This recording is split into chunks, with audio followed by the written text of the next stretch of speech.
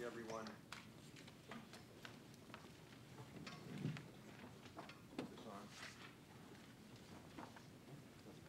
Is this on? No, it's on.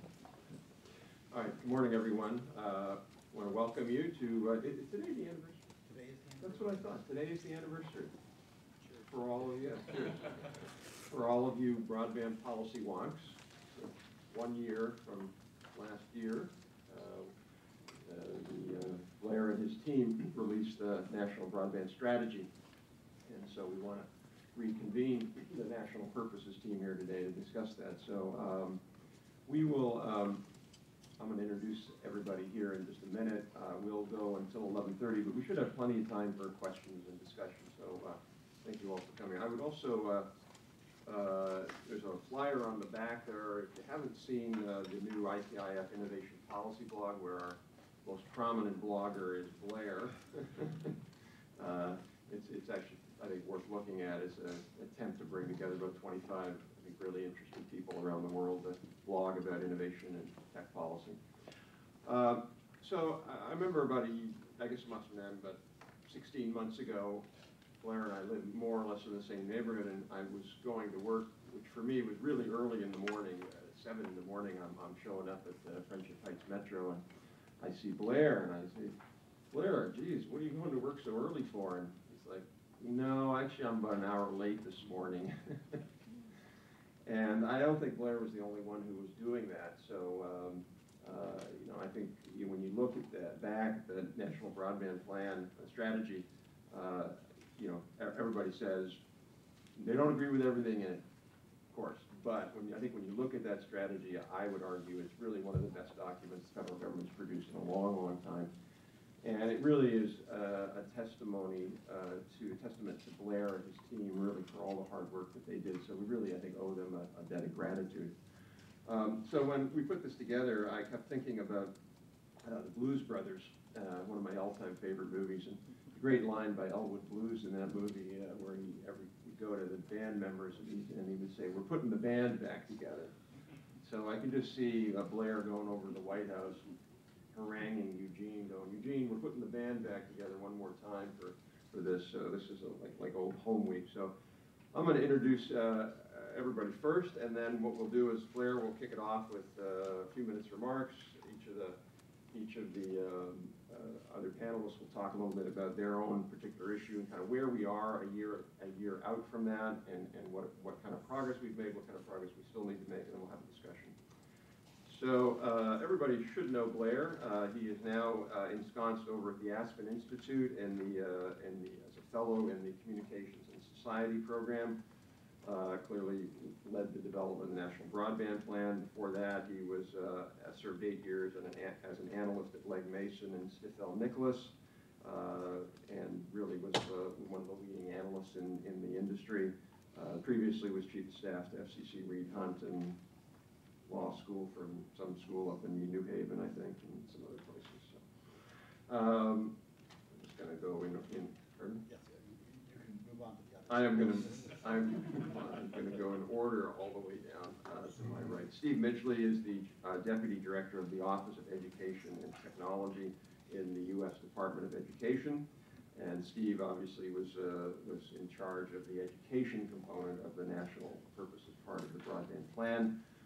Prior to that, he was a principal at Mixrun, a CTO consultancy for for-profit and education sector organizations. He also served as a program manager for the Stupski Foundation for 6 years, where he designed and implements grants for technology in K-12 education, and has many other components of his resume, which I also won't read. Nick Sinai is the senior advisor currently in the Office of Science and Technology Policy in the White House, where he's focused on innovation and entrepreneurship issues. Nick directed the energy and environment component of the broadband plan. He is a former venture capitalist, has served in executive and advisory roles in 2 Boston area clean energy technology companies, and was a senior advisor to the Massachusetts Clean Energy Center. And Eugene is now a senior advisor to the Chief Technology Officer again in the White House, OSTP. He was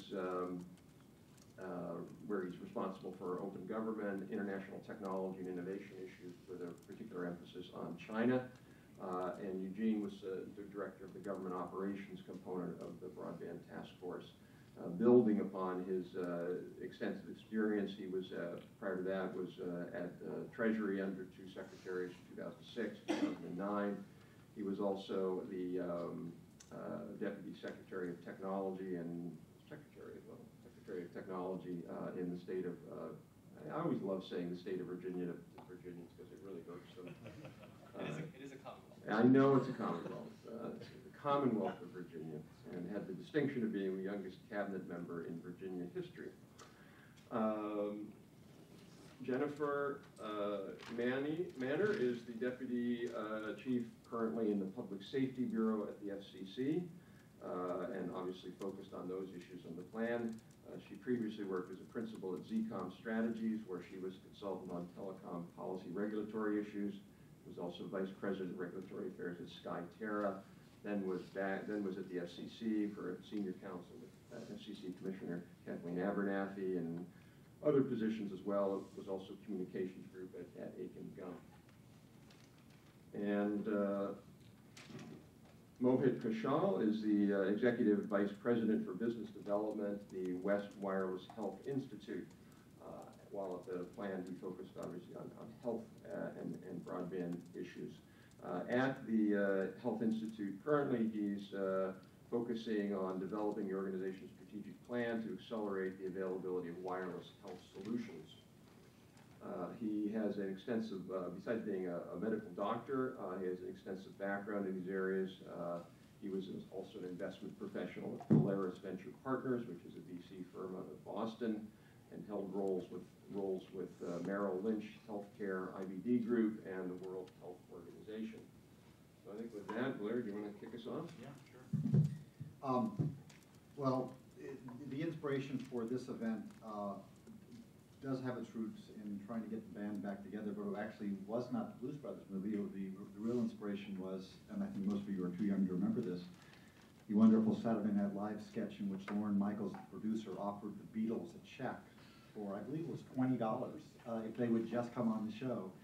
And Rob and I were able to get this band back together just for coffee and fruit and bottled water. So it was even less than $20, adjusted for inflation. So next year it will be $20. Next year will be $20, yeah. Now that you know that the $20 is available.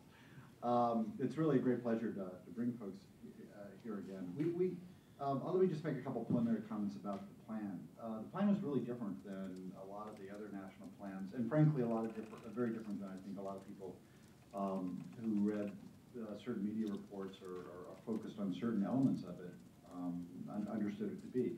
The plan was not about how do we have the fastest networks, wireline networks, to the entire country. That's the metric by which a lot of plans are evaluated. It turned out, as we looked at it, that's relevant, but it's not the most important thing. The most important thing is to have a ubiquitous, diverse, constantly improving ecosystem of devices, applications, networks, and most importantly, people who know how to use them, and the use of them. And indeed, we should always focus not on just the inputs like speed, but on the outputs. How do we actually use them? How do we use it to make society better? And the part of the plan that the folks seated with me really wrote, I think 10 years from now we'll look back and say was far more important than what most people think about as plan. Very proud of what's going on in terms of changes in universal service, long overdue. Very proud of some of the things with Spectrum, which I think are very important for the future. But if we don't figure out how to better utilize broadband to improve education, healthcare, public safety, et cetera, energy use, that's really the core benefit, I think, of the plan. And so that's very different than I think a lot of people expected, but it is really important. The other thing is, I think, the plan, I'll talk more about this at a conference we're doing on Friday with Georgetown City. The plan was fundamentally an agenda-setting, target-clarifying device. That is to say, it set an agenda. It had the federal government essentially saying to all the stakeholders, here's what we think the agenda should be for the next 5 years, basically. Here are the topics we need to deal with. And it comes out of the gap analysis that this group and others in the group did, where we said, in that ecosystem, to get to that ubiquitous, diverse, constantly improving ecosystem, here are certain gaps that we see. Here are certain potential barriers or roadblocks to constantly improving. And so we set out that agenda, and I think throughout the federal government, actually, there's action on that parts of the agenda. But it's not just in the federal government. And by the way, it's very collaborative. It's not just us who did it. We were working with people all along. And what's really exciting as part of the team that did this is that we have teammates now scattered not only throughout the government, but also in the private sector. And that there's this process that evolves from the planning process, that there's both an agenda for action as well as a number of targets to try to hit, or targets which we ought to shoot out and say, hey, we can do better than that. And there's always a process of improvement. And so, you know, whether it be the work that Steve is doing at education, and some people have noted to me that there's a remarkable resemblance between the Department of Education's Information Technology Plan and the education chapter of our broadband plan. And there ought to be a remarkable resemblance because Steve was the principal author of both in many ways. Or kind of inside government, on the other hand, what Dr. Moe is doing in the private sector, but very much within the spirit of what we were trying to do. It's a process which I think continues. And with that, I will just close by saying I wish I got to spend more time with each of these people because they're all doing such interesting things. So I'm really excited to hear what they think has really been happening over the last year. And with that, I'll turn it back over to you to go in whatever order you think is appropriate. Right. Thanks, Blair. I think we'll just go in the order we did. So, Steve, if you want to go next. Sure. I don't know if there is it yet available for. Did you have it? You had the slide deck? I had mailed them in. I have them on a USB. If you wanted to move to someone else, I can try to speed that up. All right. Why don't we go to Nick, and then if you give that to Kathy, we can kind of close that out.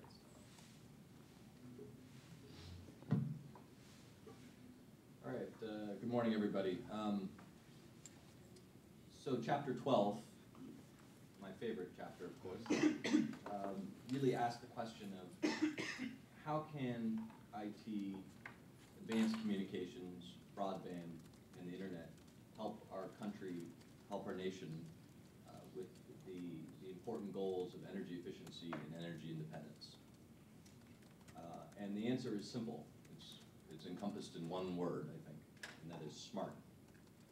Smart grid, smart homes, smart buildings, smart transportation, and as Blair pointed out, smart people, because the use is equally important. And so really there were a couple pieces to chapter 12. One was about how do we bring greater connectivity, broadband, and other advanced communications to smart grid and smart buildings so that we can waste less energy, so that we can have a more reliable and 21st energy system.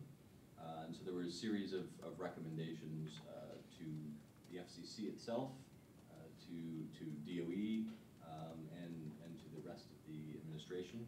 And I'm pleased to say that there's been some progress on this front. DOE has kicked off a study and actually concluded a study about utility communications with a series of recommendations back to itself and the FCC. And there's been some good progress and some developments on that front. But fundamentally, everything that the rest of the plan does on improving connectivity to both rural and urban communities, both wired and wireless, that fundamentally is going to help the smart grid and smart buildings. And that's important because that's really, there's no one solution for the 3,200 utilities. There's no one solution for the diverse set of building stock that we have. And there's no one technology that will work for automating buildings and for making the grid more accommodating to renewable energy and to electric vehicles.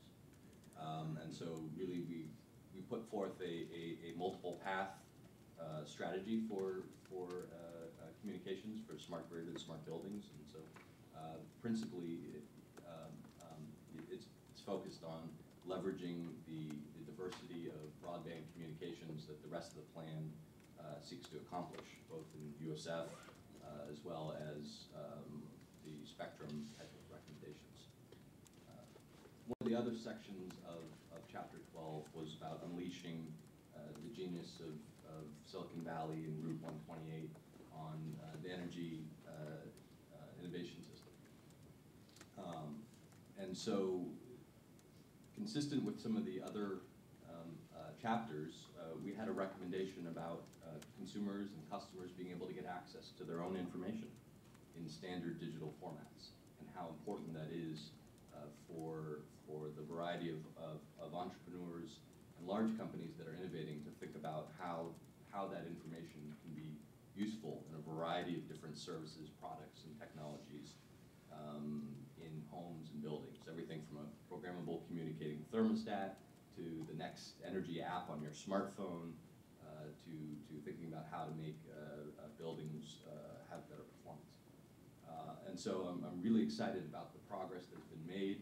I think we have helped change the dialogue at the federal level as well as the state level about making energy information more accessible to consumers and their authorized third parties in standard digital formats. And in fact, based upon the recommendations of Chapter 12, we saw legislation in both the Hill and the Senate, the Electronic No Bill Act, e-no bills by Markey and Udall, and there's also been a lot of progress at the state level. In fact, Oklahoma just offered a bill very similar to the e-no bills on the state level, and we've been seeing some real progress at states like California and Texas in trying to drive the energy app economy. And then finally, I should note, as I am now a new member of the administration is working on a smart grid policy framework as well. And so I'm hopeful that we're able to accommodate some of the similar thinking in this policy framework. And then finally, I should say that the last part of Chapter 12 was focused on the actual footprint of ICT, that is IT and communications. IT and communications is a tremendous force for good when applied to transportation and homes and buildings and the grid, but it's also one of the fastest growing parts of our economy. When you think about energy consumption and carbon footprint and sustainability, especially in data centers, we really have to think about the progress. And so I'm excited to see additional administration efforts in terms of sustainability plans, some of the Recovery Act money that went towards data center energy efficiency. And I would just say stay tuned on this one, because I think there's a lot of exciting developments, both in the government in terms of data center consolidation, and also some of the private sector companies that we're seeing in some of the efforts, and some of the technologies in ways to improve data center performance. So with that, I will turn it over to Steve. All right. Actually, I don't know if you will. You want to move to that side so you can see?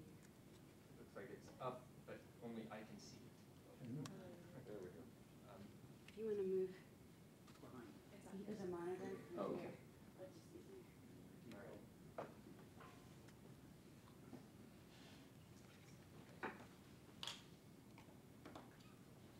All righty, well, thank you. Let's go, Mike. So I'm going to lay out just a bit of context on the educational technology front in terms of the work that the administration has laid out for the country in terms of goals. This from President Obama: by 2020, America will once again have the highest proportion of college graduates in the world.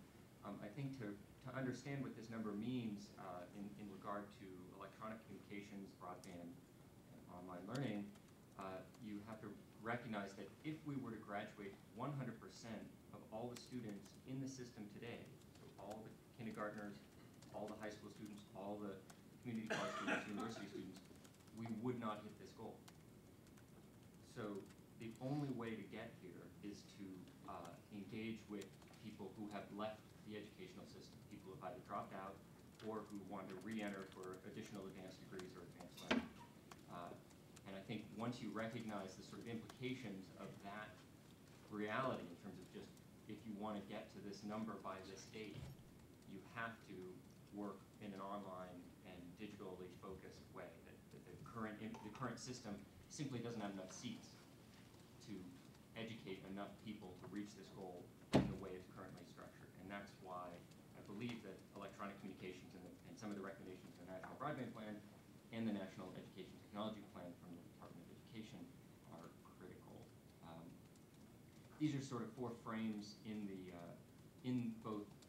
from both plans relating to mobility, the social implications of learning online and with digital tools, the digital content, and the migration from a largely print-based classroom to a digital learning environment that will involve in-person, digital, and print materials, but also a lot of remote interactions of various kinds of learning. So then I'll move into the content. I'll just refresh everyone on what I know well, but probably is not well understood in terms of the framework of the National Broadband Plan. There were three essential components. One was recommendations around upgrading E-rate, one was around supporting and promoting online learning, and a third around personalizing learning through the use of data. And then I've indicated the National Education Technology Plan, which was, as Blair said, footed not coincidentally with the National Broadband Plan, as I sat ex officio on NETP while I was at FCC and then moved over to ED and helped finish that plan. The National Education Technology Plan features these components, which will help foot the progress that I'll discuss on the National Broadband Plan. Teaching, learning, and assessment as the three fundamental components that will be digitized in a footprint of infrastructure. So as you work to move teaching, learning, and assessment in a digital environment, the infrastructural questions of not just broadband, but access to devices and configuration support, digital literacy, all of these sorts of things. And then footed to all of these things, we see productivity as a main cost driver in education. When you attempt to sell things in education, very often what you're selling is productivity. Learning is really important in instruction, of course, but one of the main market drivers is productivity. And if you don't reach the market in the channel that it's currently buying, it's very difficult to get rapid uptake. So that's one of the principles that we looked at in both plans. And a lot of what you'll hear are around market-moving strategies. This is just featuring a learner-centered environment. This is something that we would expect to see in a digital environment where the learner sees a number of services reaching them rather than them reaching out and assembling their own learning environment as happens today in print-based world. All right, so now moving on to National Broadband Plan. I'm just going to review the recommendations and talk about some of the progress that has been made and is coming. So with regard to upgrading E-rate, I just really want to congratulate the FCC on really taking no prisoners. They've moved incredibly quickly on this. I did not expect this much progress this quickly. They put sort of the legislative pedal to the floor, I think, in terms of getting these recommendations and these changes in place with intelligence, with sort of care, but also with great speed. So one of the recommendations, increasing flexibility and bandwidth. They've already implemented off-hours use. So schools now where community centers, where adult training, educational but non-K-12 uses are just reusing bandwidth that's just sitting idle after hours. That's now permitted under E-rate. It used to be that you had to pay that back. It didn't make any sense, and that's been eliminated.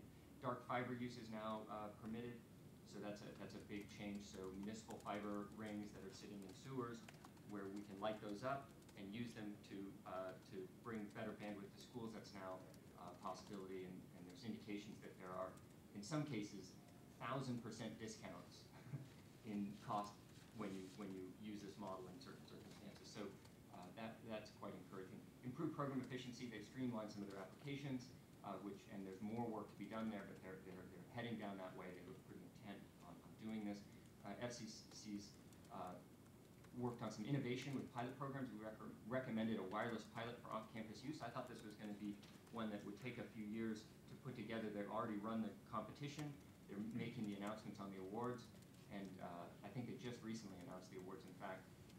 And this is basically, the concept is similar to off-hours use where networks are sitting idle. It used to be with FCC rules that if you had a wireless device that a student was interacting with at the school, if they moved that wireless device off campus and it was still interacting with the network, they had to prorate that cost and pay it back to E-rate.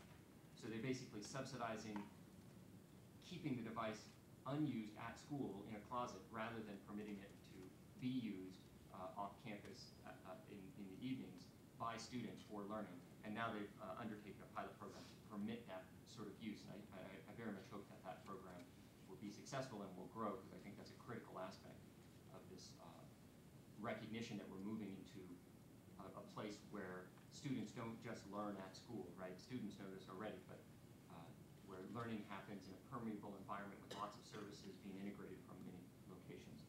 All right, finally, improving connectivity for community colleges. This still requires congressional action, so that remains to be done.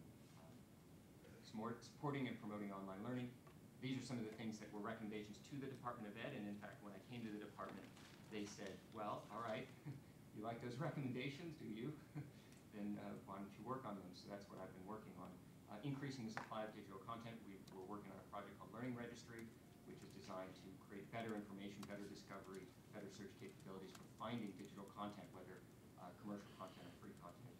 Promoting digital literacy. There's an interesting badge infrastructure that we're working with Mozilla Foundation and MacArthur Foundation on to potentially permit various badge issuers to say, you have digital literacy skills, to be issued to people who acquire those skills. So you have a marketplace where there can be people who have a set of skills that they know how to train on, and then grant those credentials to others in an informal, network-based manner rather than in a traditional certification-based manner. We think there's a lot of promise for the informal learning that is associated with digital literacy and other tech skills. We've announced ARPA-Ed. The president, in fact, announced ARPA-Ed, which is a DARPA-like institution that the department is going to stand up, and Digital Promise, which we funded this year for $500,000 to get it off the ground, which is another advanced learning institute. That's a nonprofit affiliated with the department that was authorized by Congress. And then finally, personalizing learning with data. One recommendation was to foster the adoption of electronic educational records. We are actually examining the electronic health record model, and in fact, considering the use of that technology itself rather than deploying a similar solution. We're wondering whether we might be able to create better synergies by actually reusing the technologies and communities that have been stood up. HHS and the health record communities is significantly further along in its development than education. Developing standards for financial data. We've been also looking at integration with EHR. This is a little bit further out, and we have elected at the department to defer an online RFP broadcast service. That was a fairly minor recommendation, and so that's my contact information if you want more details. But that's basically the state for education and broadband. Great, thank you, Steve. That was great. Eugene, want to? Rob, thank you. Blair, thanks for bringing the band back together. I tackled the areas of government performance and civic engagement. Before I begin, I want to recognize one of my colleagues, Joe Heaps, who's in the back, who was a key member of the team that helped put these chapters together. In the area of government performance and civic engagement, we identified three large gaps that our recommendations were focused on addressing. The first was the area of government efficiency and service delivery. The second was in the area of civic engagement. And the third was in the area of connectivity. And I'm happy to say that in each of these areas, we've seen tremendous progress over the course of the past year in really moving the recommendations that were contained within the National Broadband Plan forward. The administration has done a pretty remarkable job at helping to close some of these gaps in each of these two areas. So I'm going to go over a couple of the highlights that we've seen over the course of the past year. First, in the area of government efficiency, CIO Vivek Kundra announced a cloud-first strategy with regards to federal government data centers. And clearly, the goal of this is to really improve usage of information technology and access to government services online throughout the federal government. It's going to take some time to really push forward the implementation of this. But one of the things that I'm personally working on is the stand-up of a couple of new agencies related to the Dodd-Frank bill implementation. And I have to say that the agencies that are being stood up under Dodd-Frank will be some of the first agencies to adopt a cloud-first strategy. Certainly, Dodd-Frank was the major financial reform bill that resulted from the global financial crisis. And so the Dodd-Frank bill puts into place a number of different protections related to consumers, the part that I'm focused on. Although it's not the forum to be talking about Dodd-Frank, I'm happy to talk about Dodd-Frank with anybody afterwards if there's some interest. Second, in the area of government efficiency was improving access to data. The administration, even before the broadband plan was announced, created data.gov in an effort to improve access to the public to data. I'd like to recognize that this week is Sunshine Week, and so in that vein, the government, the executive branch, has really pushed open government and improving access to data throughout federal government agencies. Last April, as part of the implementation of the Open Government Directive, every government agency in the executive branch published open government plans as part of a push to ensure that not only are we improving access to data, but we're improving access to government agencies through the use of technology. To demonstrate why this is important and not just an academic exercise, the broadband map that was released 4 weeks ago demonstrates the power of what happens when you release data. And over the course of the past 4 weeks, 4 different apps have been created using the APIs that were developed for the broadband map. So you see things like real estate firms taking that data and mapping it to some of the real estate searches that people are performing online. And so, 4 apps in 4 weeks. The FCC really hasn't promoted that quite yet, but I think that you will continue to see that trend continue, not just in the FCC, but throughout government as government. In the second area of civic engagement, I think that it's quite clear that you continue to see improvements in the use of online and social media channels across the government. And it goes without saying that whether it's YouTube, whether it's Twitter, whether it's other forms of social media, you continue to see government becoming more and more savvy in terms of how they use social media outlets to publish information and critical and time-sensitive information. And you see the State Department publishing information on a real-time basis about how Americans can find help, especially if they have loved ones in Japan and around Tokyo in the aftermath of the earthquake that just happened. A couple of real highlights in this area. First, one of the things that we really highlighted was the use of competitions. And earlier this year, the executive branch launched something called challenge.gov. Challenge.gov is an online repository of government-sponsored competitions. And as an example of this, last year, Department of Transportation partnered with, I believe it was Progressive Insurance, to do the X Prize for automobiles. And the goal was to get to 100 miles per gallon for a commercially viable vehicle. And the prize was $10 million. The government was able to get $100 million worth of research and development investment during the course of that competition by private sector entities. And they blew the 100 miles per gallon goal completely out of the water. I think the most efficient car that was produced under that competition ended up getting 267 miles per gallon. And so it demonstrates that some of the challenges that government faces, if we involve the private sector and academic institutions and others in a collaborative through civic engagement can actually be addressed.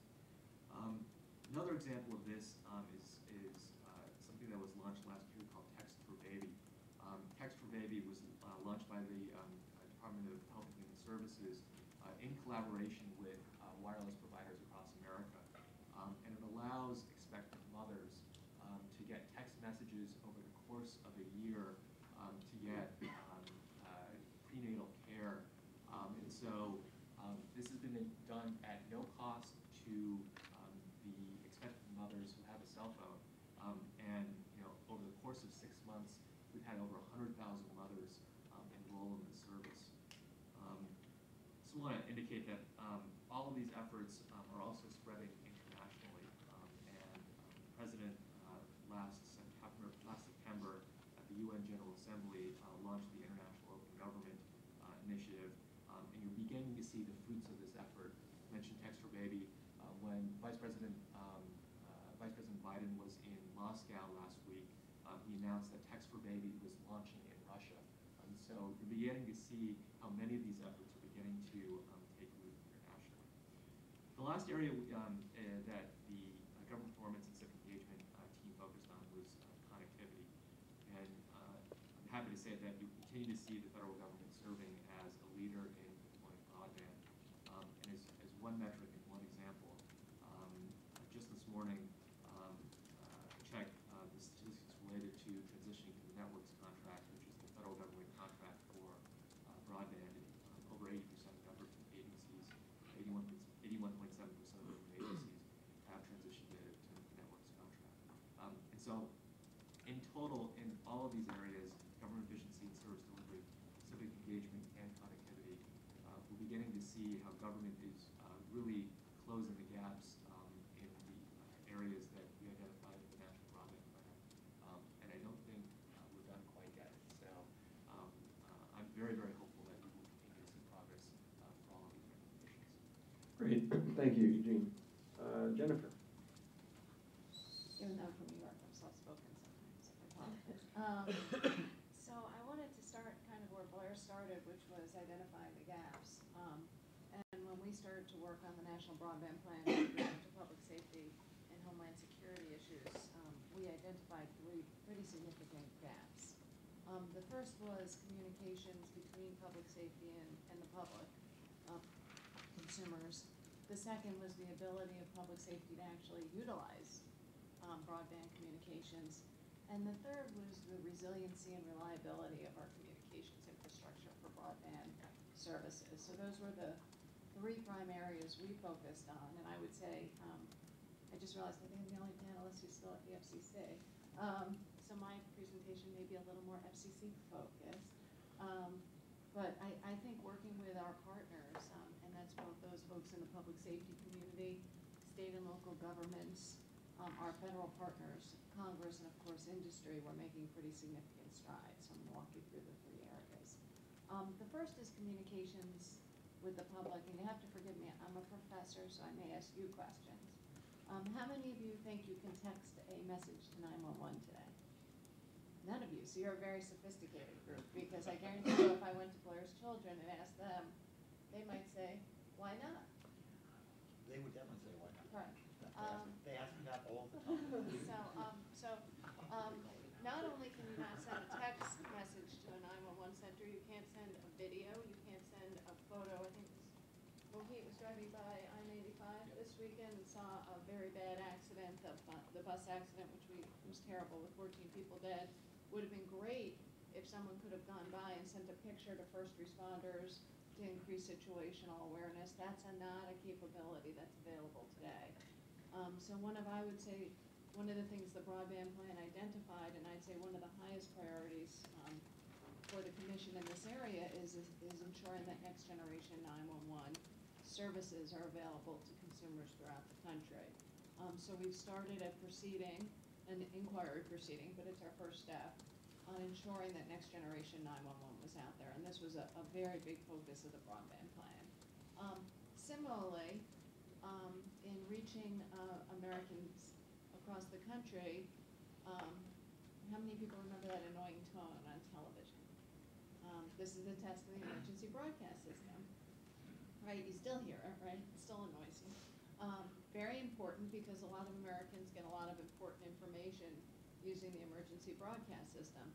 But unfortunately today, you can't use broadband technologies to reach Americans. We are working on implementing a text message system called Commercial Mobile Alerting System, but that doesn't seem to go quite far enough. So this spring, early summer, we're hoping to initiate a proceeding on next generation alerting so that we can use the broadband technologies that are available to everyone in their day-to-day use to also reach folks across the country during times of emergency. That was another important area we identified. So that's great.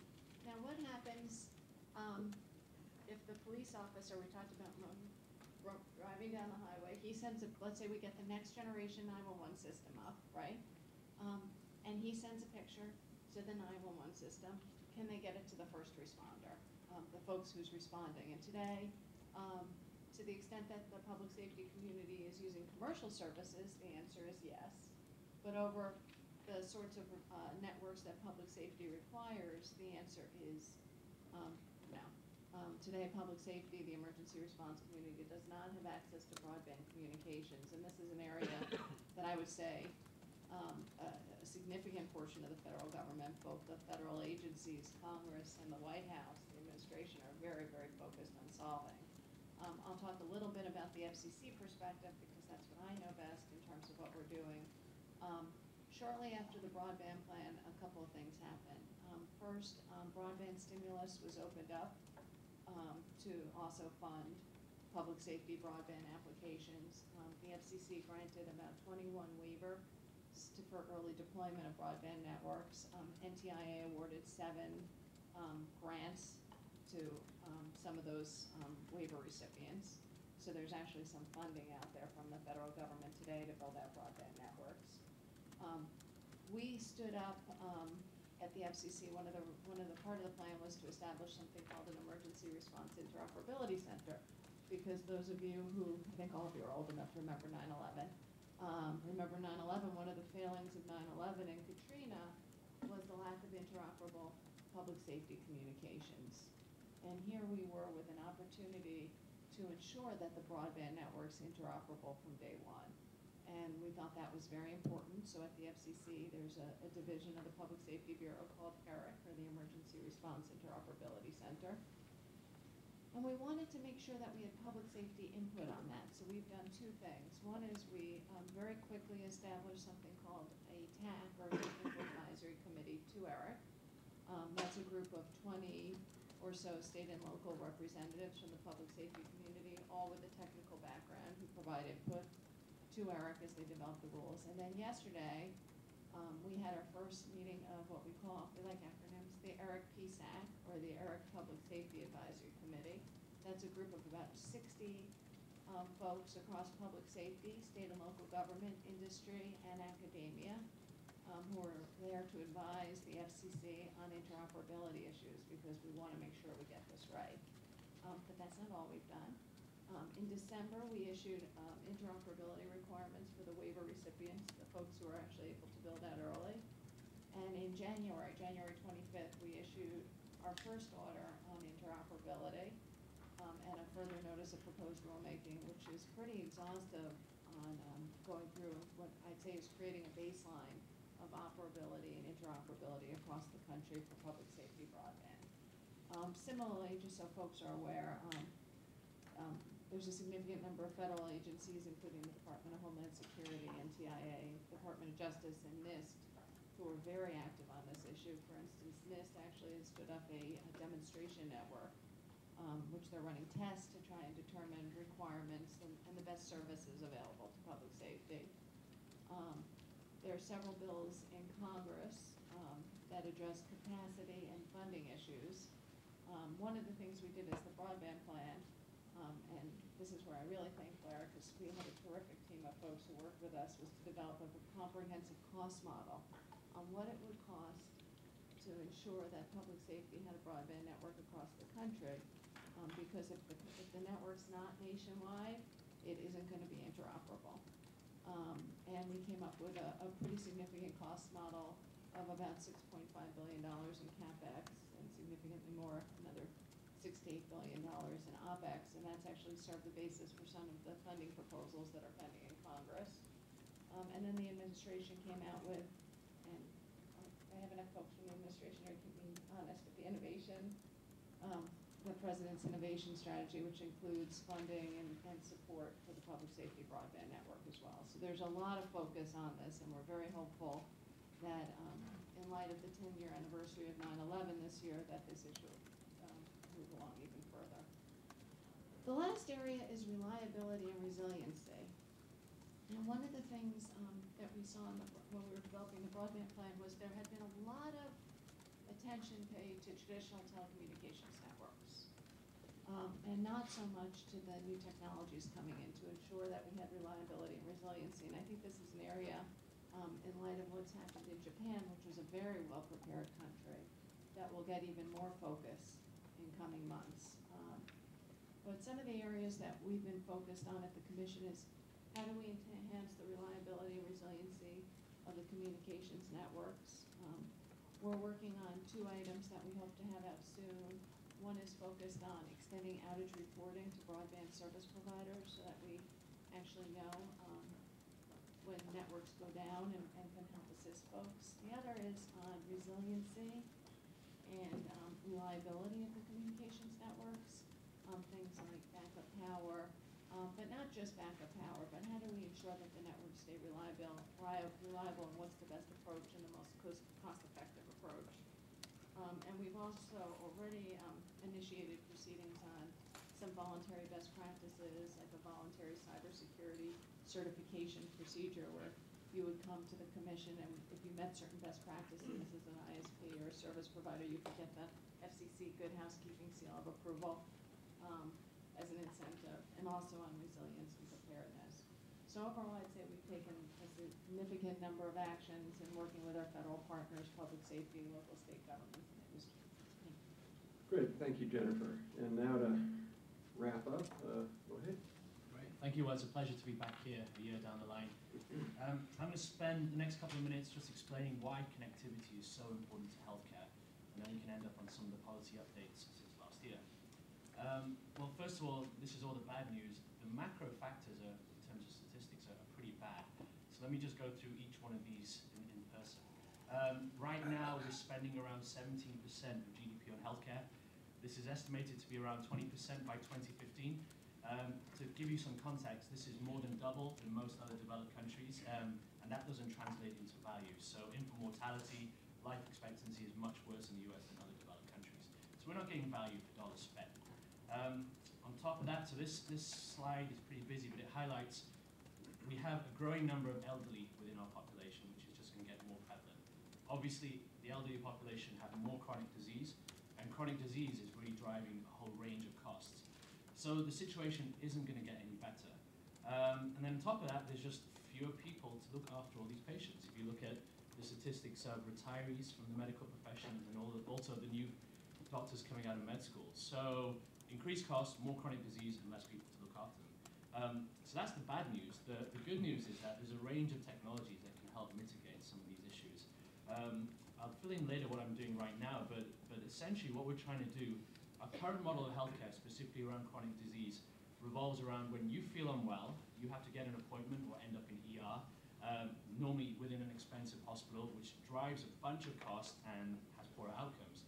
What we really need to do via these whole connected technologies is to really shift that model, and sensors really provide this value. How can we move to a system which monitors people continuously, figures out when things are going wrong before they feel unwell, instigate the right treatment at the right time wherever they are, which of course will have better outcomes for these patients, but also save a range of costs within the system. It's really hard to quantify how, but one study showed $6 billion of savings for just congestive heart failure by having this high-touch model. This gives you more insight into the cost savings. So an elderly person held in a nursing home is around $80,000 per year for that individual. Independent living is around $1,600. So the longer a person can live independently at home, which is what most people want to do, the better it is for all of us. And again, these technologies can really push that. So in terms of technologies, I was trying to think through what exactly we're doing. So broadband is important, it's a prerequisite, it's connectivity. But what does really connectivity enable, not only for healthcare, but for the other individual verticals? What it really perpetuates is, first of all, data capture from multiple sources, whether it's sensors or other mediums. It perpetuates the transmission of data over wide and wireless networks, the storage of that data. The important piece is we have to apply analytics on data to turn it into real meaningful information. And then again, connectivity perpetuates the presentation of that information to the final user in the right user interface. So mobile is important throughout the spectrum, but connectivity in general, much more so. So with respect to healthcare, this is a very early growth period of the industry. It's getting a lot of hype, huge potential to create jobs and economic growth, and multiple reasons for optimism. I think a lot around technology. First of all, the ubiquitous connectivity in smartphone is very much prevalent. The advantages in clinical decision support, so again, think about Google but applied to healthcare, that's growing at huge rates year on year. And the other piece of it, which I'll go in deeper, is that unfortunately our system currently pays for volume of care versus outcomes, but there's gross changes occurring in that model post-healthcare reform. The buzzword of the day is accountable care organizations. Bundled payments are becoming more prevalent. The key statistic I look at is the number of lives under capitated systems. So those are systems at risk in terms of they have to provide better care for the same price. So there's an interesting confluence of technology, policy, and delivery system change, which I think is making it very ripe for all these changes right now. The other reason for optimism is that many of these models that I'm talking about have been proven in the VA, for example, which is an integrated healthcare system. They ran 50,000 patients through their connected health program, and they resulted in a 19% reduction in hospital admissions for those patients, which translates into, again, billions of dollars of cost if we can take this nationwide. And then I think this is the important slide, which is a lot of my work back at the FCC is, look, there's problems, there's a huge amount of promise, but why is there significant barriers? And this sort of subdivides the main issues. I've talked about the reimbursement issue. A real lack of business model is preventing the private sector innovating within the space. There's a real lack of venture financing, for example. The second piece is the regulatory issues. So I'll go in further on the update later, but when you think about converged telecommunication and medical devices, what is the right regulatory pathway through that? On top of that, there are outstanding legal concerns around privacy, security, liability, and even simple things. It's hard for a physician to practice across state lines. They're only licensed in a certain state. And then finally, which may be the biggest issue, is just the current ethos within the medical profession in terms of care should be provided by specialists within expensive settings. That really needs to be turned on its head. So, a couple of updates, and then there's some more which I've got on paper. First of all, there was a landmark FCC-FDA joint meeting in July. I think one of the first meetings they've had in public to hash out some of these issues on the overlap between telecoms and medical devices. The second piece, the CMS credentialing and privileging rules are expected later on this month. This is essentially the rules that state that a physician must be credentialed and privileged in the hospital he or she practices in. But again, with remote technologies, that's obviously not the case. The CMS Innovation Center has been getting a lot of press. I think we're following that with great interest. It potentially has a large budget as well as power to change the reimbursement model. A couple of other things, the NPRM for Rural Healthcare Program was also released by the FCC. There's some experimental spectrum for medical research purposes. And Kerry's still in the audience, so I think the most important thing is that the FCC still has a healthcare team, which again was a new focus for them in the National Broadband Plan, and that's still around. So those are the high-level points, and then I'll just give you 2 seconds on where I ended up. So the West Wireless Health Institute is a non-for-profit medical research organization in La Jolla, with an initial $100 million grant by the Gary and Mary West Foundation. Our primary mission is to lower healthcare costs, which implicitly means better outcomes or at equal outcomes, but our first focus is the reduction of healthcare within the US. And we have a couple of levers to do that. So first of all, innovation. We have around 25 to 30 engineers within this connected health paradigm. We have our first low-cost maternal health prototype, which is being piloted in Mexico. As a non-for-profit, we can't commercialize that, but we can spin that out into a separate entity. In terms of validation, we're undertaking a range of clinical trials to also prove out the cost reduction element of technologies, not just safety and efficacy. We do a range of advocacy issues here in DC. And then finally, in certain cases, we will also invest in companies that we think will perpetuate low-cost solutions. So that's essentially us in a nutshell. Beautiful, thank you. I've got a couple of questions I might ask, but Blair, do you want to? Okay. You know, when I look at, and I hear everybody's comments on this, and it seems to me that I know why you picked all these sectors, because they're the ones that sort of don't move on their own. There's so much rigidity and I would argue perhaps even resistance. I mean, I think we have this view somehow that doctors are all, you know, all for the public good, but, you know, certainly doctors are protecting their self-interest. And we have first responder technology people who are protecting their self-interest and don't want to get disintermediated. We have teachers, we have people in government. And then we just have inertia. We have sort of lack of market forces, and also, it's maybe one theme, I don't know if people want to comment on that, is that one of the roles here of government, and particularly leadership in government, is to sort of use the medical method, you know, put these you know, electronic paddles on the heart of these institutions and really shock them into adopting this new, not just the new technology, but the new business models, and how do you transform this. So I don't know if anybody wants to just comment on this, or is that the right way to frame that, and how are we doing? Well, I'll just start real quickly, but with, like other folks, offer their comments. I think that's exactly right. I think that one of the things we found is that the slowest sectors to adopt the opportunities by broadband are those which are characterized by government either as the largest supplier or the largest buyer. And it really is the lack of market forces. I mean, I started as a Wall Street analyst in 2001. We used to produce really big books. By the time I left in the fall of 2008, no one was really writing big books anymore. It was, everything was all digital content. And yet when I look at my daughter, who's a junior in high school, she has the same backpack I had when I was in high school, which was really a long time ago. I think she has the same textbooks. She actually might have some of my used textbooks from what I can tell. So it's remarkable how, whether you look at financial services or practice of law or some other things, if I were to walk into an office at Jenner and Block, I would not recognize the way they practice law similar to the way I practiced 20 years ago when I was a lawyer in North Carolina. So it really is, how do we do that? And I think each of the teams identified certain barriers to that that I think are really important, and it is, you know, whether it be the competitions that Eugene was talking about, or the kind of thing Jennifer was talking about how do you open up the 911 applications side.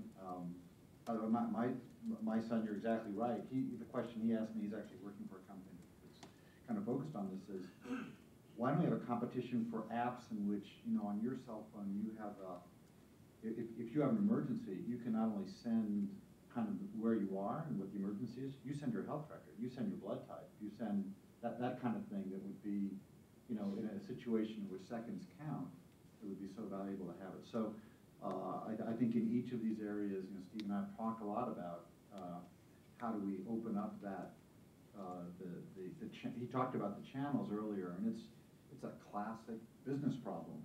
I think all of us were dealing with kind of classic business problems. How do you open up the channel so that school teachers who know their kids best and what they need actually have access to digital content which can be more personalized? But with that, let me turn it over to everybody else. Yeah, Steve. Sure, so I'll just follow on. I don't know that paddles to the heart is the metaphor that I would use, but I do think that 2x4 to the head. I'll leave those to you until I leave government. That's what Blair did to us last year. Yeah, that's right. Yeah, no, I do know about paddles to the heart and 2x4s to the head, but that's more personal. I think that if you think of this as incentives in markets, that you can move a long way towards understanding what the motivations are that are going to create change in these areas. But as you pointed out, educational markets don't behave like markets that we're familiar with. You introduce an iPhone or an iPod, it's superior in various ways, aesthetically, functionality, service, right, different characteristics, and it can ignite a whole industry, right? It can catch fire. you don't find innovation that catches fire in some of these sectors. And I think that's what you're trying to get to. And if you can get at some of the core reasons as to what's preventing these innovations from spreading to the way they do in retail and consumer sectors, that you can move a long way towards this. I think some of the barriers that I'll just briefly describe. Information sources are difficult to stand up in these spaces. So by design, in schools, for example, the rule today is there's a law called FERPA, which is similar to HIPAA, health privacy in education, that basically encourages today, based on the technology today, keeping the data inside the school district. So make sure nothing ever leaks out of this organization. And if you think of that as a baffle that's going to prevent things from going from district to district, or from online service provider to the district, or for remote teacher into the district, right? None of those things can happen, and so that it's essentially a set of baffles that are going to prevent these fires from igniting in the market.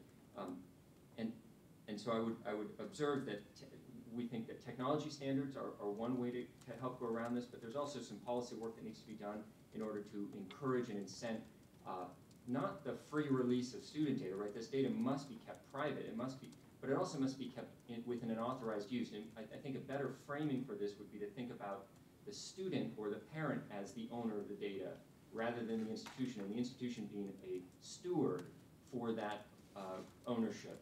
And if you view it that way, then when the student or the parent wants to engage with a third-party service provider and wants to enhance or support, or the school district wants to do what we call mass customization of the service, where different students are getting highly customized support and services across a range of online capabilities and remote capabilities, then you start to see the ability to light fires that can spread across many institutions. So that would be my reflection on that. You know, that leads a good segue into my other question, and then we'll open it up, which is the other theme of that I heard through this was a theme about really control and empowerment. And in all of these sectors, what it seems what we're trying to do is empower consumers with data, with apps. And you know, it is to me outrageous that I have to go and beg the Montgomery County Department of Education for information about my children, that as an electric utility user, I don't really have that data to do what I want with, or transportation data or healthcare data be even worse, certainly government data. So how, you know, what are the kind of specific things we can be doing there to really empower Americans with this data that lets them use that and figure out apps, and in a way, as you pointed out, this create markets that then can drive even more change. Yeah, I'll have a go. So I think it's a supply and demand issue, right? So releasing data to consumers does nothing by itself. They need information. So again, as a physician, I don't want to see the data stream of thousands of patients. I need to know who's going south and when, so I can intervene. So look at the Weather Channel as an analogy. Todd Park, who's the CTO of HHS, gives this great example. There's one source of weather, and that's from the government. But then that data is out there, and companies have innovated on that data, created better content services on top of that, and sell that. So I think government's role is to make that data free, and then the opportunity is for the entrepreneurs, the programmers out in the community to take that data and turn it into something really meaningful in terms of information. And I'm a firm believer that there is value out of apps. Consumers will use it. So right now, with respect to healthcare, many of them just don't have much value for me, so I don't use them. But I hope it will change. I'll just give an example from the energy field. Mo, excuse me, you're completely right that it's not just the supply of data, but it's also how does that get turned into actionable information, and that really is through markets and incentives. So in the energy space, a number of states have energy efficiency programs and requirements for their utilities. An example like Opower, which is a local company around here, is taking consumer data from the utilities under contract, so they're protecting the privacy, but they're turning it into actionable information. So before, energy efficiency mailers from your utility had response rates in the single digits. Most people just threw them away. They didn't make any sense. But if you take people from the credit card industry, from the marketing industry, all these different industries that Opower kind of brought to this problem, and said, well, how are we going to present this to consumers in ways that really make a difference. And so they went from single-digit response rates to 70 and 80% response rates in saving energy.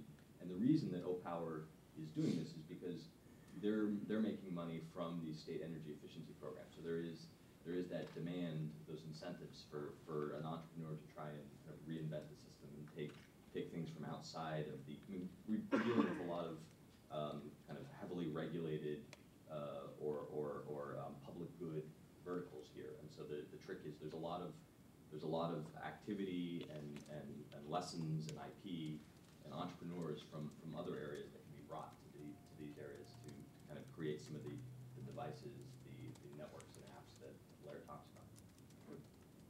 Yeah, Jennifer. I just want to bring up kind of the opposite side, which is too much data. There was an article a few weeks ago in the New York Times about the military. I see someone smiling, and how they're getting so much broadband data, and how do you manage the battlefield?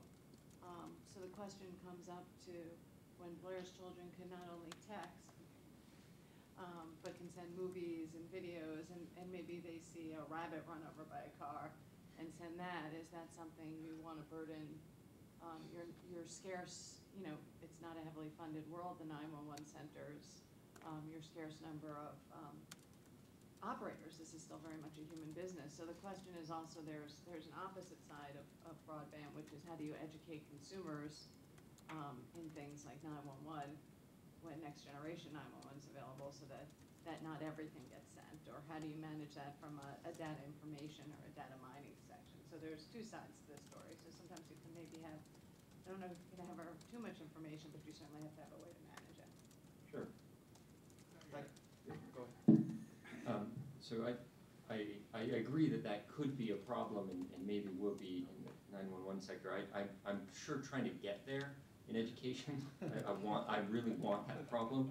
So it's a I think you do want to be cautious, and I want to speak to the nuance that I think Jennifer is raising, that you can't just go at this and say, look, and I think Mo said this as well, you can't just go at this and create lots of information, just dump it out there. I think data.gov, for example, has done a lot of really great work in getting the data out there, but now we're at the question of utility, and I think that's a very appropriate second question, but now we need to say, how is it being used? And as Eugene said, FCC has released a broadband map, which USAID will be releasing a schools overlay using that same API, so there's more apps coming. But the point there wasn't just raw data. They gave us a geographic interface, they gave us an API, so they made it very mashable. And so it was not a lot of work for us to go to the next level to integrate the data sets that we have alongside it. And I think you have to recognize that this is an ecosystem that isn't just if you do a little bit of work, everyone else will do the rest of the work. That each party has to recognize what is the value proposition of what they're releasing and present data in a way that can be used along those lines. Just a couple other comments. I think changing the opportunity for innovation is also a critical area here, and in particular, the funding of fundamental research that can move into applied research, that can move into market-changing sort of forces innovation is a critical pathway. And I think today we have some bumpiness in that pathway where NSF funds a lot of really great educational fundamental research, but then how do we get across Death Valley, we call it, from there to companies who are utilizing that and selling it or developing it for use in the field. And those are some of the reasons why we're talking about ARPA-Ed and other institutions. DARPA has done a great job of recognizing that there's fundamental research and then there's applied research, and there's often some financial incentive mismatches to move across the boundary, and DARPA tries to bridge that gap for defense-related research, and they've been doing a great job, in fact, of creating swords to plowshares type stuff with adaptive tutoring and other things that we can use in education. But we would like to see some of that bridging function occur in the education sector as well. So let's open it up now to questions, and if you, first of all, identify yourself, and secondly, if you have a particular person you would like to address it to, please identify that, otherwise it'll lead everybody. Gary. Gary Allen, Marlowe Communications. Gary, sir, I'm sorry, hold on, there's a mic coming because we're recording this for posterity. I hope Ms. Banner doesn't ask us to give us a quiz on the acronyms used. A clarification for Mr. Wang, and maybe both Mr. Wang can do this. You mentioned the broadband map. I think you mean the NTIA broadband map, or is the FCC working very closely, given the map you had in the report last year? So it was a joint NTIA FCC effort to create that broadband map. So as a point of clarification. So more substantively, also clarification, I thought the civic engagement part had more about state activities that you mentioned, or was that all, if I remember it wrong, all that passed over to public service? No, that is correct. There You were did address state issues. Yeah. So I didn't address state issues because for two reasons. One, sort of in the current realm that I'm in, I have not been tracking state-related issues. There are a number of federal-state joint working groups that, in particular, OMB has been shepherding, and I know that broadband is one of those areas that they have been focused on, but not within my remit to at least talk about in the current position that I hold. Okay, and the final question for everybody, maybe Rob, you have something on this also. Obviously, the Hill is a different world than what you're addressing with your national purpose part. But the first half of the report, where you talk about spectrum, you talk about a little bit about net neutrality and all that, is caught political attention, whereas nothing has been done, as far as I can see, on the Hill with your agenda. Can you just address the basic concept of what's happening or what might happen? Yeah, I think that's actually inaccurate. But first of all, we didn't really address net neutrality. We may have been the only group involved in telecom policy that didn't address net neutrality, but we didn't. But there were plenty of other folks who were. Actually, I think to the extent there were two fundamental issues that I think really were appropriate for the Hill. The most important one is spectrum policy, and the core idea of incentive auctions has been taken up on a bipartisan basis, and I think there's a lot of support for that. I think it's a really important idea. It's not the top subject today, but it's the subject of a lot of other things. I think there's a conference tomorrow that's focused on it. It has now been tied from a legislative perspective with the D block and the public safety network. Now that's an issue that I should just say, even though there's particular legislation which did not follow our recommendation, I think the question of the allocation is an appropriate one for Congress. They originally allocated the D block for commercial uses, and they're now considering reallocating it for public safety. Great. You know, the only point I would make about that is that the FCC, in my opinion, should give them a deadline. In other words, if they're not going to reallocate it within a year, let's just go auction it, because the worst use of spectrum is nothing. Since it would take more than a year for the FCC to actually run the process of designing the auction, they might as well go ahead and start that now.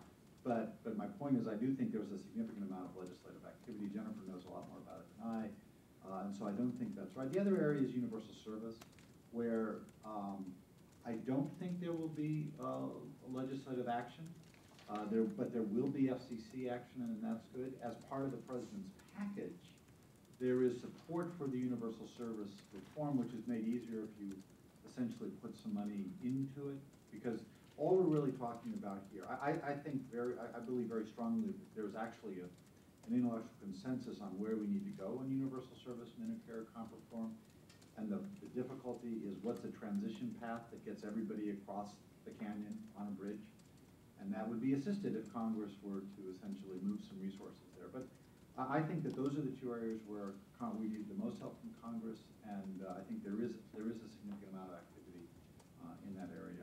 For a lot of these things, I think it's about executive action, cabinet level action, state action, as you were just talking about, and I think there is that activity. Yeah.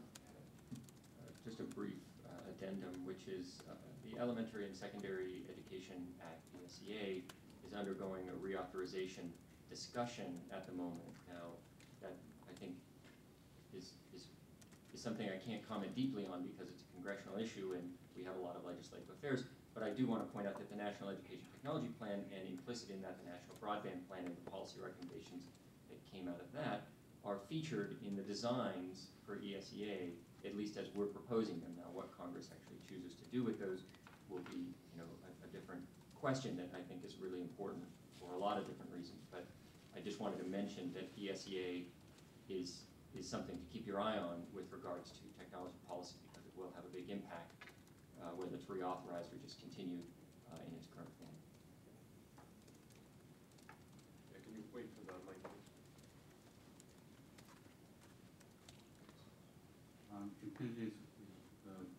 somewhat of an international. I have two questions actually. One is, the Republic of Korea is probably the most connected society we have now, for example, in the world. It's been for several years. This has continued. Was this helpful to you in your day's work when you were looking at it in terms of what the lessons have been learned as of that experience? Admittedly, it's a different kind of society and a different kind of geography that allows that connection to take place, but nonetheless, it would seem that their experience with it is better than just playing games and sending photos back and forth. There's other stuff to be done, and is it being done, and where are the Koreans going? Second question is, the other side of the world. The company I work with is working with Ghana. We're trying to bring increased connection between the U.S. and Africa in terms of commercial interest and investment.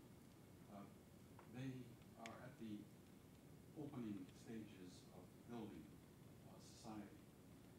Spectrum is wide open. Everything is for decision now. Now is the time for them to make these very basic, fundamental decisions on where they're going. And what we would like to do is bring the Minister of Communications over here and talk to people like yourselves about your experience so that they can apply those lessons into the Ghanaian system that they're building. And I would appeal to anybody who has a suggestion of how that might be done, or who would volunteer to be accessible to this effort. Let me know, because I think it could be an important connection between the societies and can make an enormous impact on a generated society right now. Why don't we go Jennifer to maybe the last point? Yeah, just the last question. We actually have at the FCC an international visitors program. So afterwards, I'll give you my card, and we have a group of folks in our international bureau, and they'll arrange, and they can also work with some of the other agencies who deal with international telecommunications. So. Just to say that Department of Education also has an international visitors program with dedicated staff. And in fact, I think one staff member left to go to Haiti to work on rebuilding the education telecom sort of situation there. So there is, some dedication among people to go and rebuild and improve in the department. I'm happy to meet with anybody. But let me talk about Korea for very quickly. There's part of the plan, in the plan there were some international discussions, and there was a group that actually looked at those things. I think that Korea is advantaged in a lot of ways, but the impact of that advantage is not yet seen. And I think that anytime you see a new general purpose technology, whether it be computing or electricity or whatever, it takes a while for the real impact in terms of productivity gains and applications to be developed. We don't have a lot of gigabit applications yet, but I suspect we'll get them. But what I would simply say is, it doesn't bother me that we don't have what Korea will have by the end of 2012, which is gigabit connectivity everywhere. It doesn't bother me we don't have what Hong Kong has, which has, I was meeting with the guy who's doing it in Hong Kong, who said, well, we have like 1,200 persons per linear mile or some number that is just so huge compared to us. And by the way, their program is actually devoted to poor people who tend to live in very dense areas. What does bother me is that we have it basically nowhere. And so we are the leaders in applications today because of the great work that was done in the early days of the development of the internet in universities and DARPA and all that. But we're eating the seed corn. We're not developing the seed corn. And I think that the problem is we don't have those kinds of test beds. We called for them in the plan. But that's one area where I think we need to do significantly more. Or 10 to 20 years out, we will find that the gigabit applications, which will be extraordinary, particularly I believe in healthcare and education, but some in public safety and other things, where two-way video can be so valuable. If we don't do something, we'll fall behind.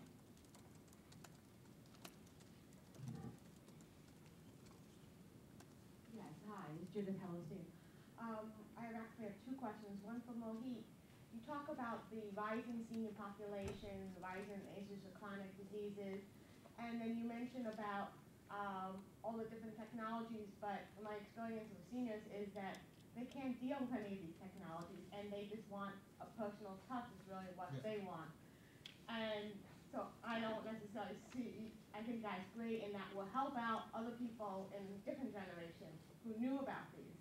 But it doesn't seem like it will put a lot of emphasis on the senior population now who are sick.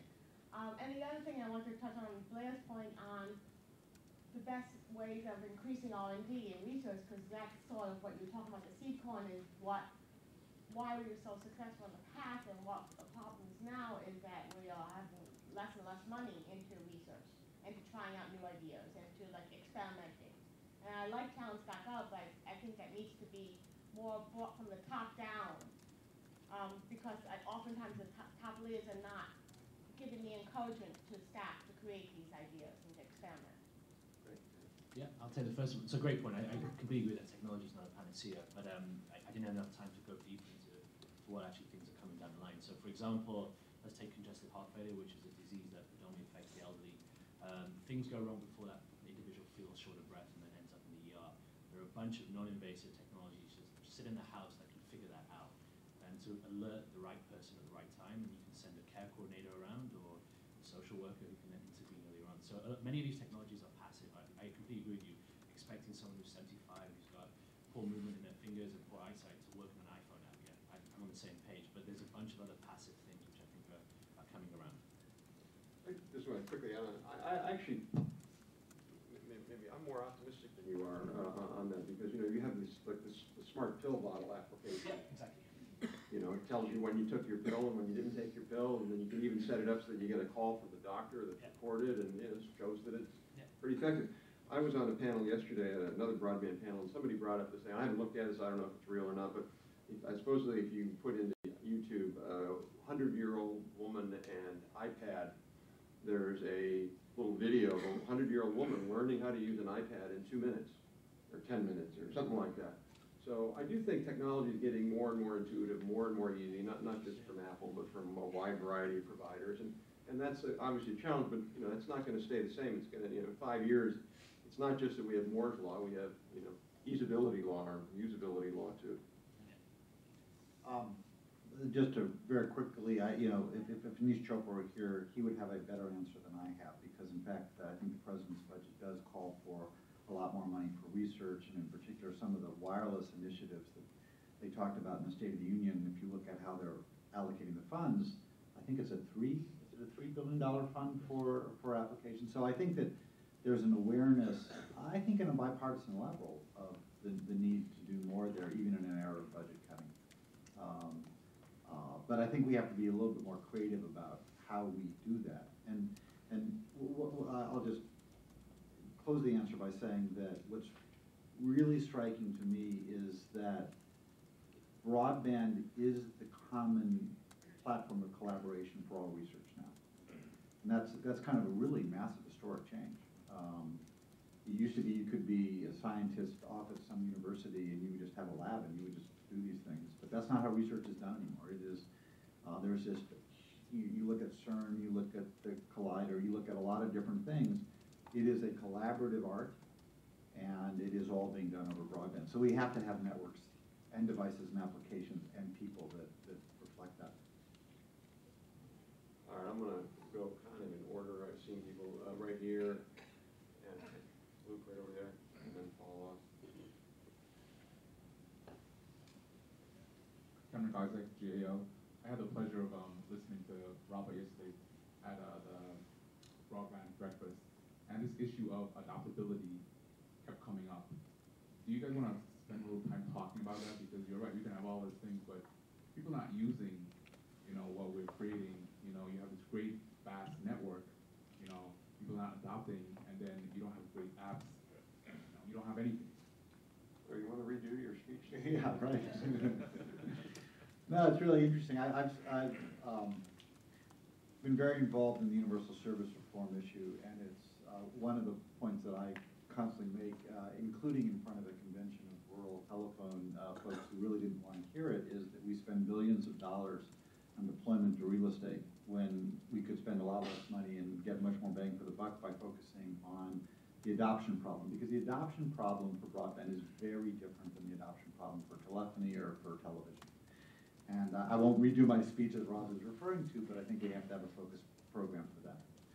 And as part of that, I think, and I think all the people here represent what I'm about to say, we need to have government ask the question. Every person in government should be asking the question, how do we deliver this service better? If I assume that the people I'm trying to deliver a service to, whether it be education or energy savings or whatever, if I assume they have broadband, how can I deliver it better? And if they don't have broadband, how can I create incentives for them to use it? And so I think that's very much at the heart of a lot of the stuff that we wrote. The speech that Rob was referring to was one in which I said, I don't think we actually got the answer right in the first draft, but as we said in my favorite line from the plan, the beginning of chapter 17 on implementation, this plan is in beta and always will be, and I think we constantly have to rethink that. But the adoption question, which Tom Kautsky, who's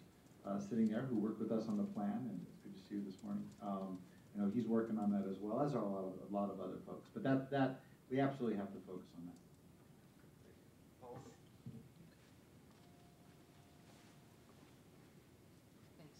Paula Boyd with Microsoft. This question is for Jennifer. I wondered if you could preview a little bit more for us the Next Gen Alert proceeding that's coming up, maybe a little bit on scope, objective, you know, devices, apps. So it's still being worked on, so this is very preliminary, but it's going to be an inquiry proceeding. And what it'll be focused on is the broadest issues, which is what should it cover, what's the purpose, how should it work, and of course, well, we don't have, we work with our federal partners on Next Generation Alert, so we'll be working very closely with the folks, you know, who generally have jurisdiction over alerting, such as FEMA and their ITIF system. Great. Gentleman here. Yes, hi, Ted Gotch with Telecommunications Reports. Mr. Levin sort of just referred to it a little bit in his earlier statement, but earlier this month he had made some comments about changes he would have made to USF Lifeline that wasn't included in the report. I wondered if any of you all had some thoughts on if there were certain things that were included in the report that maybe now, a year out, you would have different views on, or add-ons, or it's not working, or whether it's just too soon realistically to even go there. Thanks. So we have the non-government person go first. Chapter 10 was a beautiful piece of work. It was the rest of the chapter. Chapter 3, no, not at all. I'm just trying to think the best way to answer it. So there is always going to be a gap between policy and implementation, because a lot of it's open to interpretation. So the work that I was focusing on, the FCC had some jurisdiction, there's multiple other agencies working on it. So I think we're very proud about the input that we had from other agencies, and the work that the ONC is doing in particular. I think has been great, pushing this whole agenda forward within healthcare. So I don't think I've changed anything in retrospect.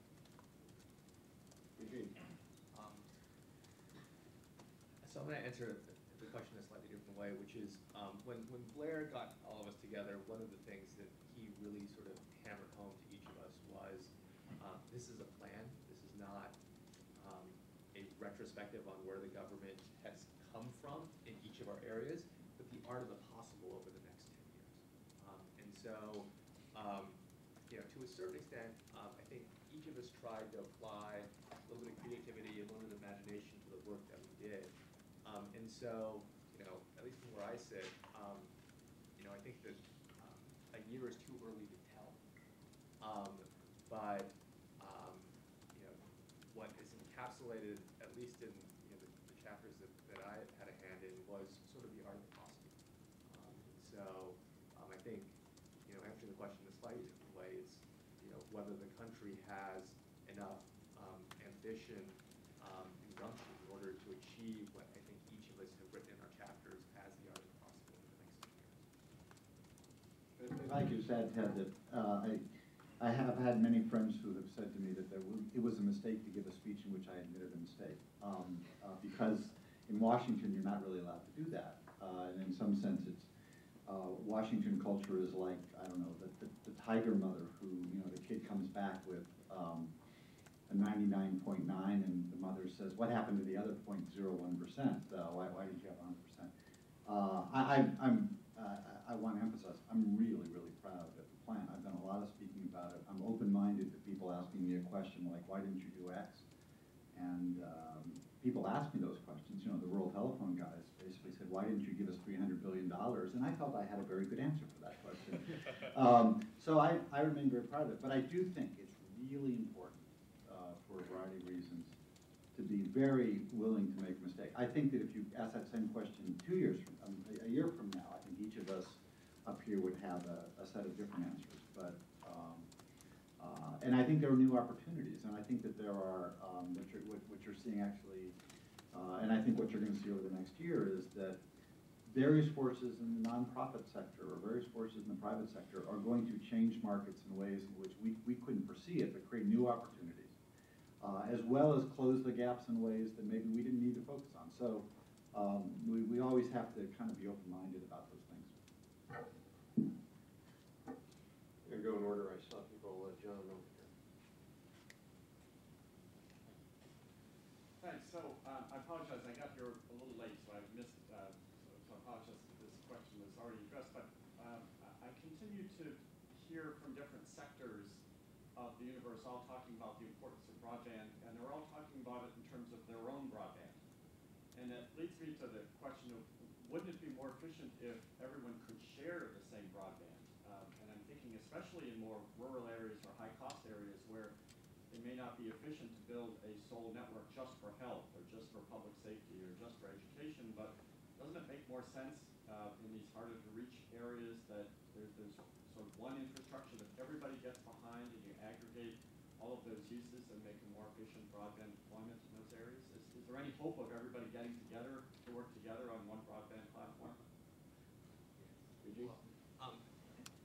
I couldn't have said it better myself in the sense that one of the recommendations that was in the government performance and civic engagement area was that, to a certain extent, government should open up some of its networks that are being deployed to potentially high-cost areas. You can think of the federal courthouse in, a rural area where you have a great broadband connection.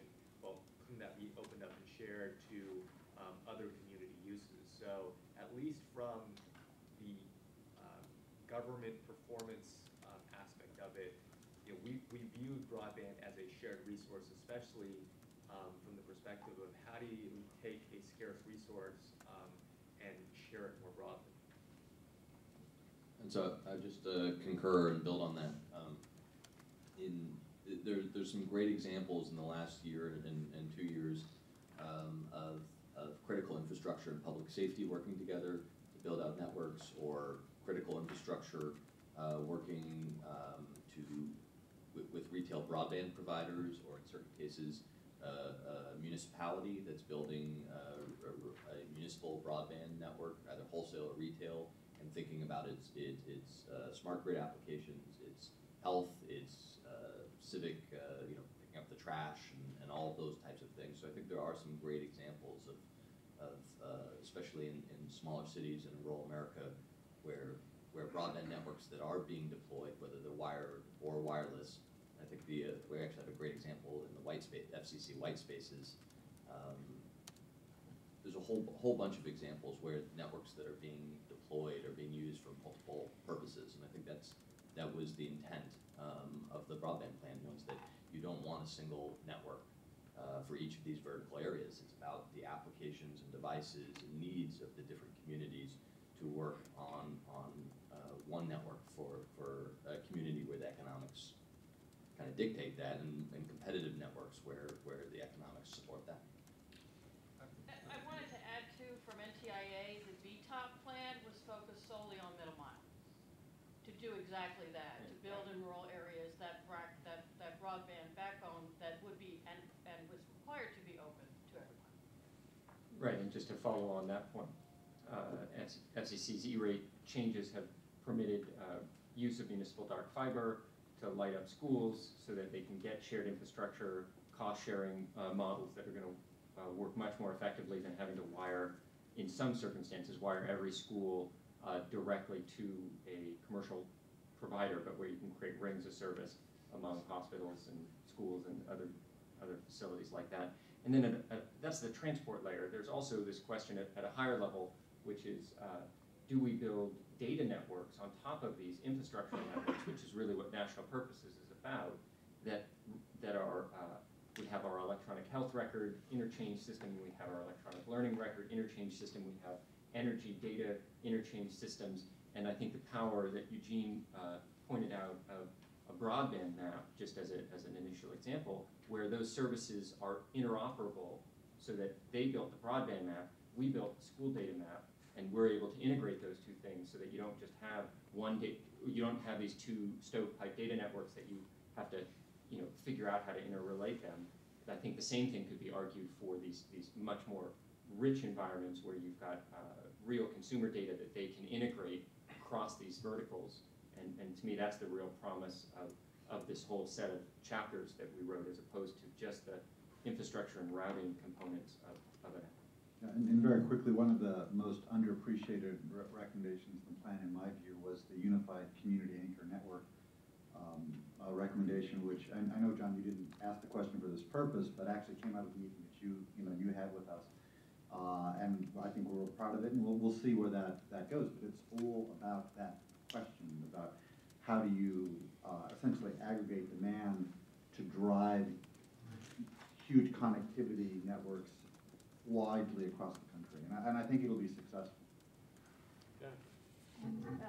In terms of public safety broadband, that was a critical issue for us because the cost was so much more if public safety was going to have a dedicated standalone public safety broadband network, which is something Nick touched on. So we envisioned, and when we put together, I think when we first started this process and our cost model reflects this, if you built a standalone network, you're talking tens of billions of dollars. If you use one that shares commercial infrastructure, some things like backhaul and so forth, you end up in the single $1 billion, still a lot of money, $6.5 billion. Plus we also recommended something that hadn't really been thought of before, which was something that Broadband gave you, which was roaming and priority access onto commercial networks for additional capacity and additional reliability. One of the things I thought was the mandate that I was given for the public safety portion was that it had to meet public safety requirements and be economically and technically viable. So that was, if we had stood with a standalone network, we would never have reached the economically viable. Yes, sir. Josh Mia, Global Innovation Forum. My question is for Mr. Mickley. So in the process of trying to create digital platforms for education, and you mentioned that one of the slides is ideally you get to a kind of a personalized space. I'm curious as to how you sort of certify that kind of education ends up being suitable for private sector. So if someone gets employed and they say that, this is where I learned and it was a personalized education space. Just how do you go, what's the type of private sector collaboration in the process of building that kind of curriculum where people can just sort of self-teach so they can take this education and really use it? Thanks. So this is probably better for a longer conversation at another date, but let me be clear, we're not talking about replacing the certification processes and accreditation processes for teachers and schools at all, right? That's not the conversation. We would like to make those processes more flexible and connectable in an online environment. The specific point I was talking about was a project that MacArthur Foundation is funding that we've been contributing to or participating in around badge infrastructure. And I'll just point you to the concept of reputation in internet and social community spaces. So the notion that if an institution says this person acquired that skill, it's very important that you're confident it was in fact that institution who made that claim, and it was in fact that person who received the assertion of that claim. So that if you don't have that reputational confidence, then you can't then later decide these institutions are issuing excellent credentials and these institutions, well, they're fly-by-night or whatever. That's the model that we were seeing in a flexible sort of internet-based community badge infrastructure for acquiring these skills. So reputational confidence is the sort of core backbone of making a system like that work.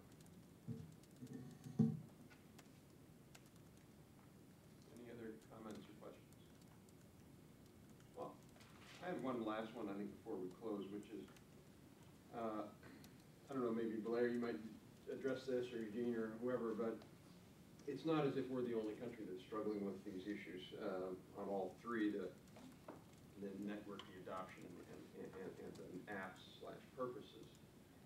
Is there any thought about trying to build some sort of international learning network where other countries are learning from what we're doing, we're learning from what they're doing, and kind of everybody's kind of moving forward? Because you know, virtually every advanced country, and even some developing countries are, you know, doing very interesting things about this that could inform each other. And so, people have thought about that, or My understanding was Blair was doing that at the Aspen.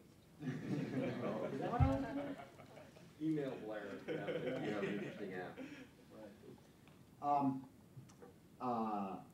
I think that first of all, there's talk of clearinghouses and things like that, but the truth is I don't think we have it yet, because I don't think we have the development of the apps.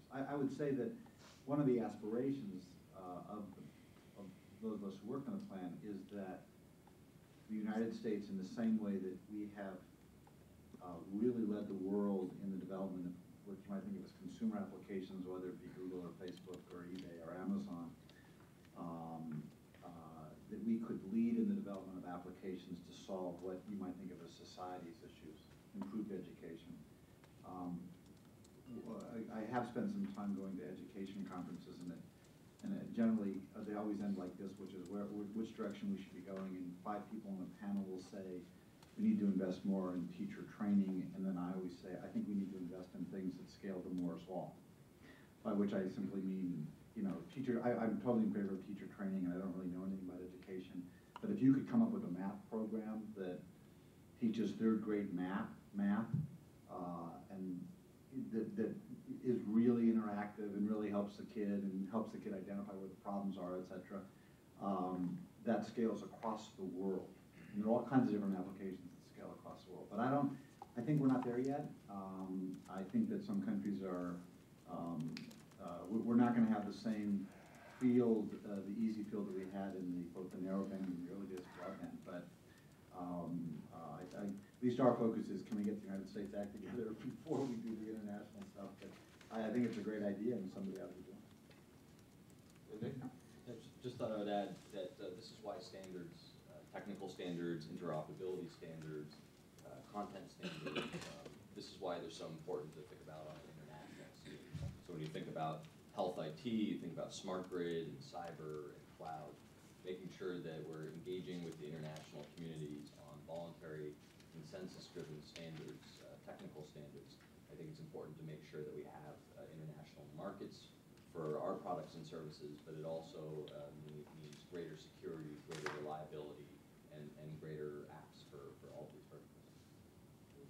I will just add a couple of comments there. In the technology space, with regard to networks, I think there's some tremendous opportunities opened up by, in particular, new licensing strategies. So, for example, in a project that we're working on called Learning Registry, we're investigating open licensing as a model which allows collaboration without the incredible burdens that intergovernmental collaborations require when they are sort of formally structured. So when you have the collaboration occur outside of the government, these open source projects, these open environments that can only be undertaken in internet-based applications, you allow, so for example, Department of Defense and Department of Ed are co-funding projects, but in fact, we don't have an operating agreement because we don't need one. We are both just simply undertaking our own objectives, but we've agreed to undertake them in a common external environment, and that's open licensed, and that's what enables that technique. So just wanted to point out that strategy, and in fact, European SchoolNet, Ariadne in Europe, UK, JISC, and Australian national government have all been engaged with us in working through this problem, both in person and online. So just a very tangible example of some of the ways in which that can occur. And then as you're looking towards the future in terms of education and some of the things that Blair was talking about, I want to emphasize that the support of teachers, meaning teachers spending time on what they do best and removing the burdens and the basic blocking and tackling that is a burden on teachers, that prevents them from spending the time where they ought to, where they're at the greatest value for enabling students, motivation, clarification, engagement, those sorts of activities, then the technology can be quite powerful. And just as you want to get a glimpse of what that potentially looks like, I would recommend you to a DARPA program, a classic military title called Educational Dominance. But nevertheless, the program is worth understanding if you're interested in this space, because it's a $30 million program which has taken some really dramatic results in moving students in an interactive environment that is proving in the data they're getting far, far more effective than the traditional classroom environments that they were replacing with it. On that last point, there's a report that my colleague Marilee Mayo and I wrote in December on STEM reform, which deals in part about how these new technologies could transform science and technology, engineering, math education, which is on our homepage. Well, I don't know about you, but I have come away from this even more optimistic than I usually am, because I think two things. One is I'm fundamentally a technology determinist, so if the technology allows it to happen, it's going to happen in my view. It's just only a question of time. And I'm really encouraged by Blair's leadership on this, and by everybody on the team, and then hearing 1 year later how much progress we've made and all the opportunities we have to go. So if you're a technology optimist or a technology pessimist, I'd encourage you to come on Monday. We're doing an event at ITIF where I'm debating mano on mano Tyler Cowen. And if anybody read Steve Pearlstein's piece or David Brooks' piece about a month ago, Tyler Cowen is a fairly leading academic, a professor at George Mason, very well respected, does excellent work, except for this book. He wrote a book recently called The Great, and it's actually, he must have listened to Blair because it was only an e-book, called The Great Stagnation. And he's arguing that we're basically done, and we're just going to enjoy our watching TV because there's no more innovation, there's no more growth. As you might expect, I slightly disagree with that thesis. And so Ed Luce from the Financial Times is going to moderate that heated but polite debate on Monday. So enjoy that. So anyway, so I think, again, this was great. I really appreciate everybody taking the time and in some cases traveling here. So please join me in thanking a really great panel. Great meeting.